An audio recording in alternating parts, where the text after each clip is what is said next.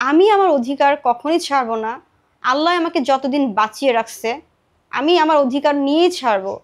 রাজ শুধু আমার, রাজ অন্য কার হতেই পারে না। রাজের মাদের নীরবতা কি বুঝে নেব আমি, বলেন? যদি আজকে রাজ আমাকে ভালো না বাসে, তাহলে রাজের মা কেন চুপ করে আছে? এই যে আমি যে এত এত নিউজ করলাম আমার রাজকে নিয়ে, আমার ভালোবাসার রাজকে নিয়ে, যে আমি এত নিউজ করেছি, সারা ওয়ার্ল্ডে কিন্তু আমার রাজের ব্যাপারটা জানে। তো রাজ কি দেখেনি? রাজের চোখে কি পড়েনি? এত এত কিছু হয়ে গেল, তার মানে কি ধরে নিব? রাজ কি আদৌ কোনো স্পেশাল জায়গায় রাখা হয়েছে নাকি? রাজের মা এমন কোথায় রাখছে রাজকে?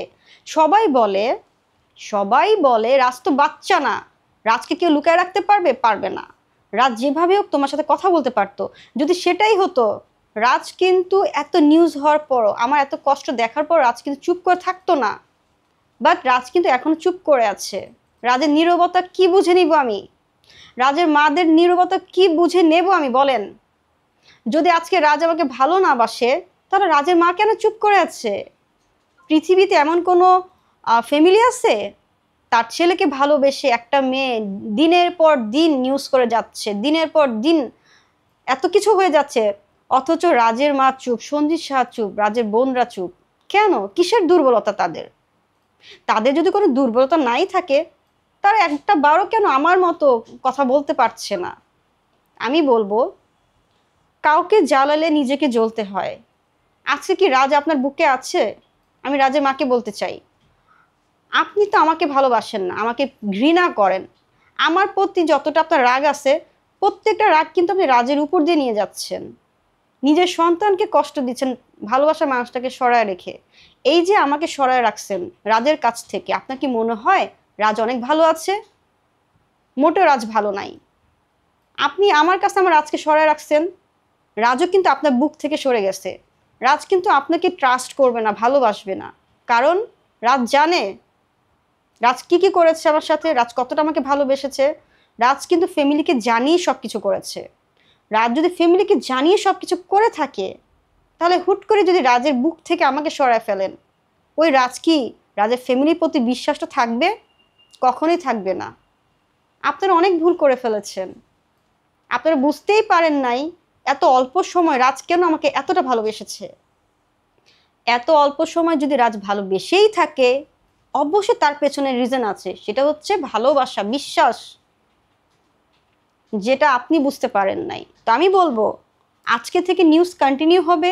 প্লাস আমি আমার অধিকার কখনোই ছাড়বো না। আল্লাহ আমাকে যতদিন বাঁচিয়ে রাখছে, আমি আমার অধিকার নিয়েই ছাড়বো। রাজ শুধু আমার, রাজ অন্য কার হতেই পারে না।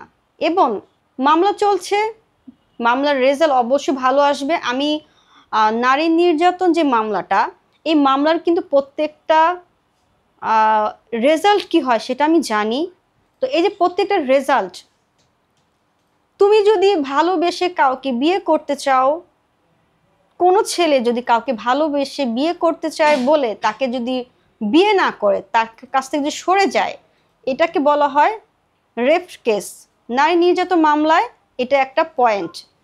তো এখন আমি বলবো, রাজের মা যদি রাজকে জোর করিয়ে বলে যে আমরা বিয়ে দিব না, মানতে চাই না, এটা সাফার কে করবে? রাজ করবে। তো আপনি কি চান আপনার ছেলে এতটা কষ্ট করুক? আমি তো আমার অধিকার ছাড়বো না। আমি আগেও বলেছি, আমি এখনো বলি, আমাকে, আমার ভালোবাসাকে, আমার রাজকে কিন্তু আমি টাকার বিনিময়ে কখনোই বিক্রি করব না। আমাকে যদি একজন ম্যাজিস্ট্রেট বলে, একজন উকিল বলে, একজন পুলিশ বলে, আমি তাদেরকে একটা কথাই বলবো, আমি শুধু আমার অধিকারটা চাই, আমি শুধু আমার রাজকে চাই, টাকা না।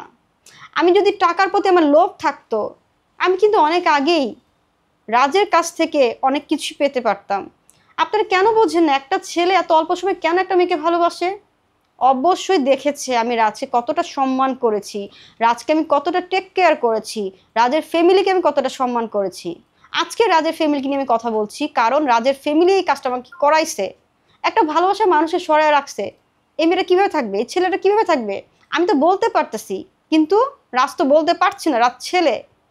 কিন্তু আমি জানি রাজ যথেষ্ট মার সাথে কথা বলেছে, আর বলেছে বলেই তো আজকে এত কিছু হচ্ছে, নিউজ হচ্ছে, আপনার মামলা হয়েছে, একটা কারণেই, ভালোবাসার কারণে।